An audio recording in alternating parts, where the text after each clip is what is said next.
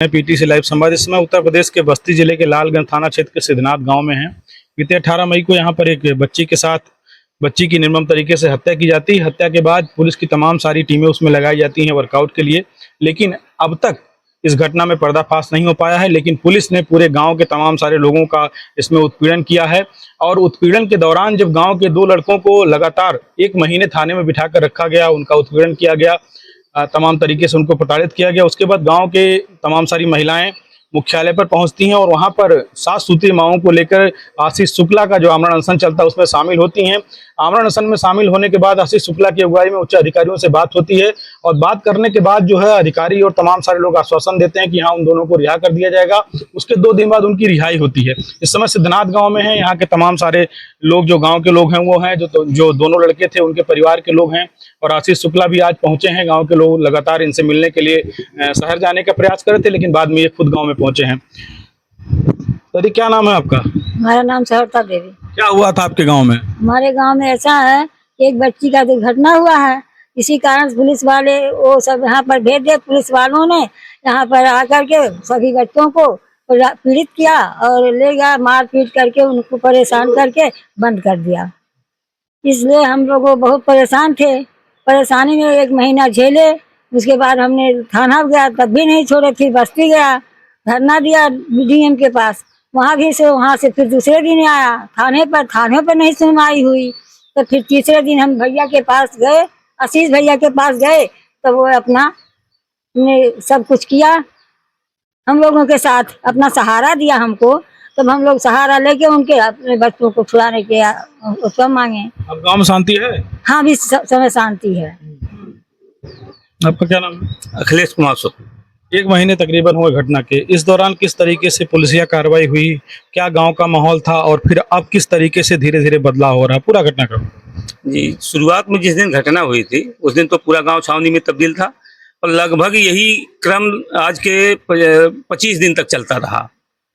25 दिन के बाद कभी 25 बच्चों को उठाया गया, कभी 27 बच्चों को उठाया गया, कभी डीएनए के नाम पे छोटे छोटे बच्चों को उठाया गया। यानी पूरा गाँव जो है लगभग पूरा कोई घर ऐसा बचा नहीं होगा जिसको पुलिस से पूछताछ के नाम पे पीड़ित न की हो। अब जब सारे लोग पीड़ित हो गए 1 महीना के बाद, तो डीएम कार्यालय, थाना, ये लोग गए, लेकिन वहाँ इन लोगों को कुछ मिला नहीं। अंत में आशीष भैया का नाम चल ही रहा था, सब लोग जाने, सारे लोग वहाँ पहुँचे। वहाँ पहुँचने के बाद और इसमें मीडिया का भी बहुत बड़ा, आप लोगों का भी हम वो करेंगे, क्योंकि आप लोगों के माध्यम से जब आवाज़ पहुँची आशीष भैया के मंच से, तो अब इस समय पुलिस का जो है यहाँ आना जाना या उस तरह जो दबाव बना रहे थे कम हो गया है। गांव के तमाम सारे लोगों को थाने ले गए, महिलाओं को भी ले जाने की सूचना है, तो किस तरीके से उत्पीड़न किए पुलिस वाले? रात में जैसे 11 बजे 12 बजे बुला लेना, आकर के बैठा लेना गाड़ी पे और ले जा करके वहाँ पर थाने पे। बाकी पुलिस के विषय में आप जान ही रहे हैं, क्योंकि मैं वहाँ था नहीं। जैसा बच्चे बता रहे हैं सब कि वहाँ उनको प्रताड़ित किया गया, मारा गया, पीटा गया, ऐसा बच्चे बता रहे हैं सब। इतने दिन में अभी तक वो केस खुला नहीं, गांव के लोगों को इतने दिन बिठा के रखे, तो क्या लग रहा है? मतलब पुलिस की भी तो लापरवाही है। नहीं, पुलिस की तो इसमें लापरवाही अब आप जान ही रहे हैं बिल्कुल। लेकिन एक चीज़ और है, पुलिस इसमें एक दिन एसओ साहब आए थे, उन्होंने गांव भर के सामने कहा कि मैं किसी बेगुनाह को फंसाना नहीं चाहता हूं, इसलिए लंबा समय लगेगा। ये चीज़ उन्होंने यहाँ बोल के, तो हम लोगों ने कहा भाई चलिए, आपके जाँच में पूरा गाँव सहयोग कर रहा है, जब आप बुलाएंगे तब हम लोग पहुँचेंगे। लेकिन ये है, कुछ बाहरी टीमें लगी थी जिनके द्वारा प्रताड़ित किया गया, इसी से सारे लोग परेशान हो गए भैया। गांव में किस तरीके से माहौल बदला है इसके बाद? गांव में इस समय शांति है। लोग धीरे धीरे अपना खेती बाड़ी, जब उस दिन धरने के बाद से आए हैं जब से लोग, तो अपना खेती बाड़ी बिया हुआ धीरे धीरे डाल रहे हैं। नहीं तो इसके पहले तो सब जान लीजिए नात मात नहीं गाँव में आ रहे थे, रिश्तेदार नहीं आ रहे थे गाँव में, ये डर का आलम था। जिसको चाहे पुलिस उठा के ले जा रहे थे। अब मान लीजिए कोई आया है, साला है, यहाँ निवास किया, तो उसको उठा लिए उस समय। अब इस समय ऐसी स्थिति नहीं, कपड़ा बेचने वाले नहीं आते थे, फेरी वाले नहीं आते थे, एक भय का वातावरण था। लेकिन ये 4-5 दिन से धीरे धीरे आना, मतलब 1-2 लोग शुरू कर दिए हैं। हाँ, इधर आज गांव में आए हैं, पूरी घटना को लेकर बड़ी उपलब्धि आपके व्यक्तिगत रूप से, तमाम लंबा प्रयास आपका चला, गांव के लोग आज यहाँ पे इकट्ठा हैं। क्या कुछ पूरी घटना कैसे देखते हैं और पुलिसिया जो इसमें उत्पीड़न सामने निकल कर आ रहा है? तो एक जो छवि पुलिस की इसमें बाहर निकल के आई है वो काफी नकारात्मक है। तो पूरी घटना कैसे देखते हैं और अब आगे आपको क्या इस पूरे घटनाक्रम में लग रहा है कि पर्दाफाश इसका होगा जो हत्या हुई है? आपके द्वारा आपके सभी दर्शकों को मेरा प्रणाम। तमाम सारी घटनाओं को लेकर मैं पिछले 6 दिन मतलब 4-5 दिन पूर्व 6 दिन तक लगातार आमरण अनशन पर रहा और तमाम सारी बस्ती जनपद की अलग अलग क्षेत्र की घटनाएं थी अलग अलग समाज के लोग थे, जिसमें सबसे विभत्स घटना जो थी वो सिद्धनाथपुर की थी। यहाँ एक मासूम बच्ची का बलात्कार होता है और बलात्कार के बाद पुलिस जांच के नाम पर पूरे गांव के महिलाओं को, बच्चों को, पुरुषों को जबरदस्त रूप से प्रताड़ित करती है। मैं धरने पर बैठा हुआ था, यहाँ से लोगों ने सूचना दी, लोग गए, वहाँ पर मिले मुझसे और मुझसे मिलने के बाद मैंने उन लोगों को अपने धरने में शामिल किया और निश्चित ही कहीं ना कहीं जो पब्लिक का सपोर्ट उस अनशन को था उसके दबाव को प्रशासन ने महसूस किया और जिस दिन मुझे जबरन पुलिस के द्वारा वहाँ से उठाया गया, अस्पताल भेजा गया, फिर मुझे लखनऊ रेफर कर दिया गया, तब भी मैं लगातार बात करता रहा COCT से, एडिशनल से कि उन बच्चों को छोड़ा जाए और अंततः दोनों लोगों को छोड़ा गया। और जैसे ही मैं लखनऊ में भी अस्पताल से डिस्चार्ज हुआ हूँ, मैं DG law and order LR Kumar ji से मिला हूँ और इस पूरी घटना की उच्च स्तरीय जांच की उनसे मांग की है मैंने और उन्होंने मेरे सामने आश्वासन दिया है कि आप निश्चिंत होकर जाइए, जो भी पुलिस अधिकारी कर्मचारी इसमें दोषी पाए जाएंगे उच्च स्तरीय जांच करके उनके खिलाफ कार्रवाई होगी। जांच की रिपोर्ट भी उन्होंने 1 हफ्ते के अंदर मंगा ली है और मुझे पूरा विश्वास है उनसे मिलने के बाद कि इन सारी घटनाओं को लेकर बस्ती में बड़ी कार्रवाई होगी पुलिस विभाग के खिलाफ। किन किन बिंदुओं पे जांच की मांग आपने की है? सिद्धनाथपुर की घटना पर जो पुलिसिया उत्पीड़न, जो पुलिसिया तांडव लोगों ने मचाया, 45 दिन तक आप बच्चों को रख रहे हैं जबकि 24 घंटे से ज्यादा आप लॉकअप में नहीं रख सकते हैं। महिलाओं को रात में उठा के लेकर जा रहे हैं, महिलाओं को प्रताड़ित कर रहे हैं, लोगों की तबीयत खराब हो रही है। पिस्टल मुंह में डाल दिया। वही तो मैं पुलिसिया उत्पीड़न की हद पार कर दी उन लोगों ने। 45 दिन तक 2 लोगों को थाने में रखना ही बहुत बड़ी चीज है। 24 घंटे ज्यादा आप नहीं रख सकते। अरे आपको पूछताछ करनी हो, बुलाइए, पूछिए, छोड़िए, यही होती है प्रक्रिया। कौन सहयोग नहीं कर रहा था? सारी महिलाएं मेरे पास गई थी, यहाँ के तमाम सारे लड़के गए थे, सब कह रहे थे कि हमारे यहाँ कोई दोषी हो तो आप उसको गोली मार दीजिए, फांसी टांग दीजिए, जेल भेज दीजिए, लेकिन बिना किसी कारण के आप जो है खाली उत्पीड़न करिए। कप्तान आके रेप की घटना में गाँव में जो है कैंप कर रहे हैं, क्या मतलब है आपका? दबाव बना रहे हैं आप। अनायास लोग मानसिक रूप से खेती नहीं कर पा रहा है, कोई किसी की मृत्यु हो गई तो मृत्यु भोज नहीं हो पा रहा है। इस तरह ये पुलिसिया व्यवहार नहीं है और एकदम मैं इसके सख्त खिलाफ हूं। और यही नहीं, पूरे जनपद में अगर इस तरह की कोई घटना होगी, मैं आज फिर आपके माध्यम से प्रशासन को चेतावनी दे रहा हूं कि अगर इस तरह की कोई घटना होगी तो मेरा जो भी प्रयास हो पाएगा, मुझसे जो भी हो पाएगा मैं करूंगा। पीड़ित परिवार से भी आप मिले हैं, किस तरीके का आश्वासन उनकी तरफ से दिया गया है और आगे क्या वो चाहते हैं? अभी यहाँ गाँव में सबसे बड़ा अच्छा लगा मिलके और लगातार यहाँ के लोग संपर्क कर रहे थे।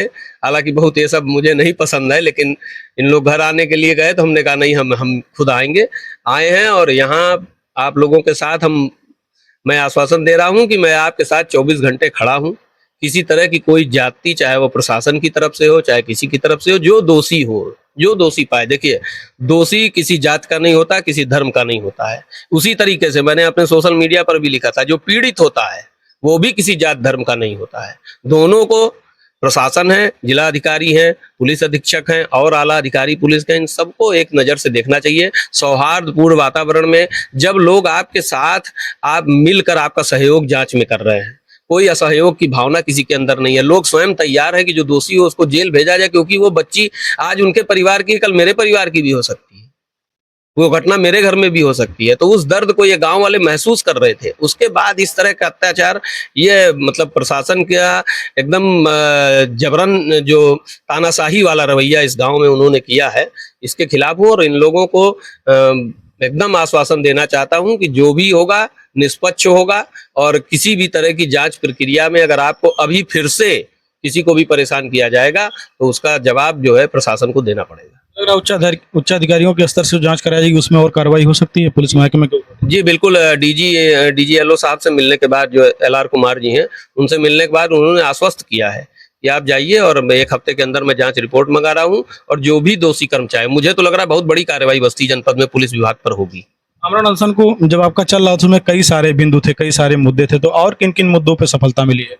देखिए, एक मुद्दा ये सिद्धनाथपुर का था, तो वो आपके सामने है। हालांकि अभी पुलिस खुलासा नहीं कर पाई है, लेकिन पीड़ित परिवार जो इस गांव के थे, सबसे आप मिले हैं, सबसे मिलजुल रहे हैं, मैं भी सबसे मिला, तो ये लोग शांतिपूर्वक हैं, संतुष्ट हैं। इसी तरीके से कोतवाली में जो एक 4 साल की बच्ची के साथ रेप हुआ था, उसमें कोतवाल के ऊपर चौकी इंचार्ज, जो मालवी रोड में जमीनी विवाद में दीवार गिरा दी गई थी, दिन दहाड़े पुलिस कब्जा कराने का प्रयास कर रही थी, उसमें कोतवाल सस्पेंड हुए हैं, इंस्पेक्टर सस्पेंड हुए हैं, कमिश्नर स्तर की जांच चली, आज वो बाउंड्री बन रही है। पीड़ित परिवार जिनके यहाँ सिर्फ महिलाएं थी, आज वो बाउंड्री भी बन रही है, और कोतवाल और चौकी इंचार्ज सस्पेंड भी हुए हैं। जीतीपुर मामले में दोषी जो थे उनको पकड़ के जेल भेजा गया है, एसओ पे कार्रवाई हुई है, और वहाँ पे जो जिन लोगों ने ऐसा काम किया था, सरकार की तरफ से बुलडोजर चलाकर जो भी उचित कार्रवाई वहाँ ध्वस्तीकरण की होनी थी वो भी हुई है। और यही 4-5 घटनाएं प्रमुख थी मेरी।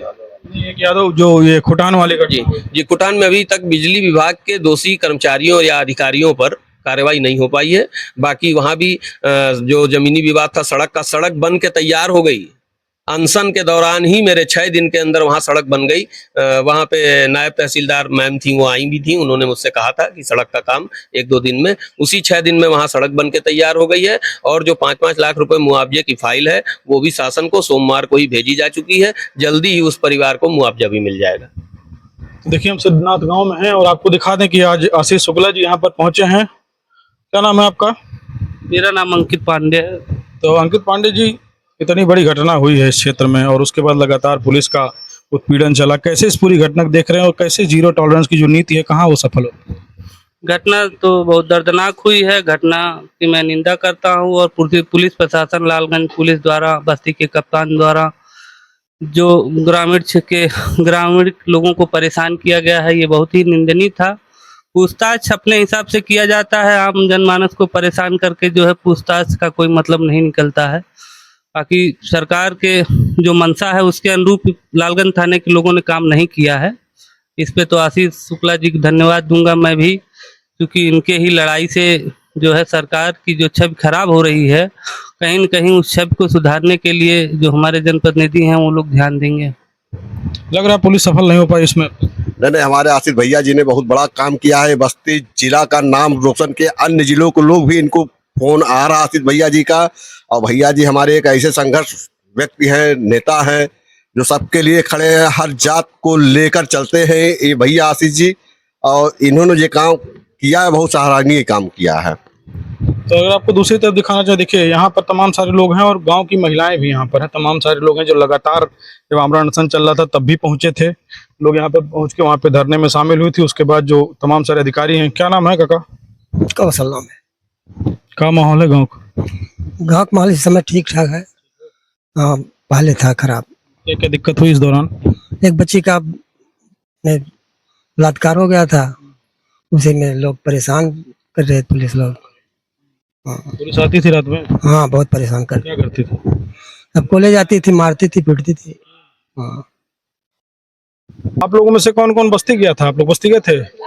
सब लोग गए थे। क्या नाम है? हमार कोयला देवी। अब ठीक है? हाँ ठीक है बाबू, मगर एक बात ये बाबू, ऐसे बहुत पेट पर्दा बा, लड़के बाहर जा सका न कमाए कि नहीं। हाँ, ये कहाँ नहीं जा सकते? जा सकते कोई हैं। मना किया कमाने जाने के लिए? यह बात पूछा था बाबू कि कोई मुझसे मना किया है कोई? ना है। क्या क्या कहें? अभी बाहर कोई नहीं जाएगा, बाहर कहाँ नहीं जाएगा? दिल्ली बम्बई कमाने मतलब कोई नहीं जाएगा कहीं भी। कैसे खर्चा चलेगा कमाने नहीं जाएगा? घर पे अपने रहो, कमाओ, खाओ। क्या 1.5 महीने से पता नहीं कर पा रहे हैं कौन किया है, और सबकी कमाई धमाई सब काम धाम छोड़ के आदमी यहीं बैठे रहे। हाँ, सब बैठे रहेंगे घर पे, क्या करें भाई, डर है, नहीं जा रहे हैं बच्चे घर से, कह रहे हैं जाओ, बुलाएंगे तब तुरंत आना। तो इतना किसके पास पैसा है, दिल्ली बम्बई भेज दो, फिर 4 दिन के बाद बुलाओ। घर का खर्चा चलने ही वाला नहीं है, कैसे बुलाएंगे? बैठे हैं घर पे, अब जब आदेश मिलेगा तब जाएंगे।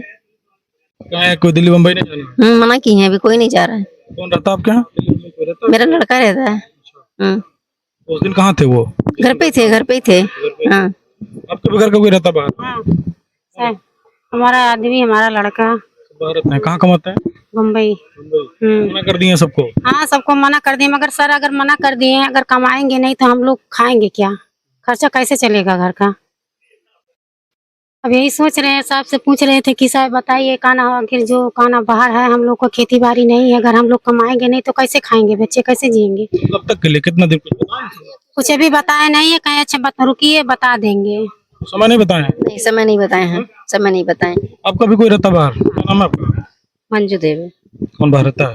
मेरा लड़का, दोनों लड़के रहते। क्या बोले वो थाने से? थाने से ही बोले हैं कभी कोई कहीं नहीं जाएगा, और जब जाना होगा तो हम बताएंगे, कुछ हल में निकल जाएगा। जब तो ना हल निकल रहा है ना बता रहे हैं।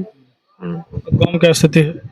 अभी तो ऐसे है, कुछ शांति भय है पहले से। उस समय क्या क्या दिक्कत हुई थी? बहुत दिक्कत थी। हाँ, ले गए थे? महिलाओं के भी ले गए थे, बच्चन के भी ले गए थे। हाँ, महिलाओं से क्या कहे? अब पता नहीं, ये गई लोई ही जानी शायद। हाँ,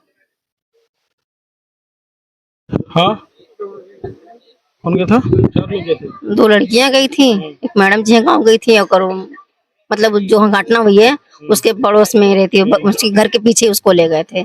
उसको तो कई बार ले गए। रात में ले जाते, रात में छोड़ते थे। 10-11 बजे ले जाते, 3-4 बजे रात को भेज देते थे। हाँ? क्या हुआ?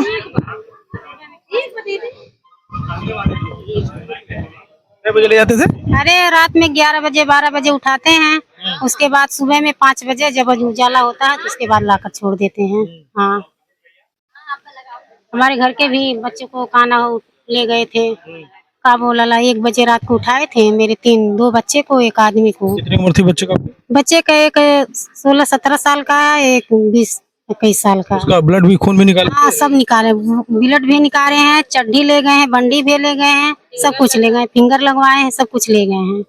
हाँ, आपके भी बच्चे का किसी घर के ले गए? हाँ, यही साहब उस दिन जब ले गए हैं तो 1 हफ्ता बंद किए थे, और जब वहाँ से छोड़े हैं तो फिर सुबह में छोड़े हैं तो रात में 12 बजे फिर ले गए हैं।